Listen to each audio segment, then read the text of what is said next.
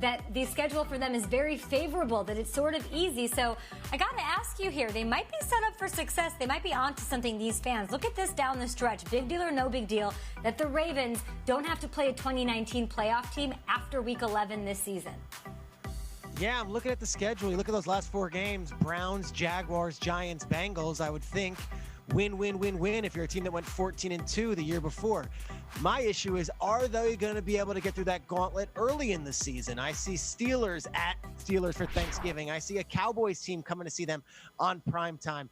A lot of eyes on the Ravens. A lot of people expecting the Ravens to come out of the gates and be the same team they were last year. But yes, it's a big deal that they don't play a gauntlet of teams at the end of the season. But I would say this: there's been a lot of defensive coordinators with a lot of time on their hands and with a lot of film work. I'd be curious to see if they've got some answers for Lamar Jackson right out of the gate. I agree, Peter. And first of all, you ain't lived if you've never pulled the trigger into a McCarran Airport bathroom. I mean, it's what you do there, and then you get on your flight.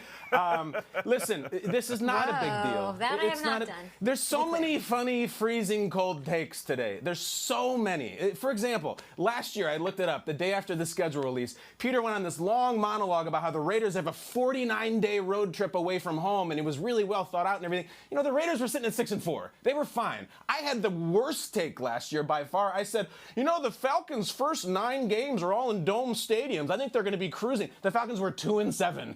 We try to find things, and they're almost always wrong on this day. So sure, the strength of schedule looks foreboding or generous, whatever it is. The Ravens are the Ravens. The schedule's never going to play out like it is. Not a big deal. Trust me, in December, we weren't going to be like, wow, their schedule was just too tough. No, it's Lamar, it's Harbaugh. They'll be fine.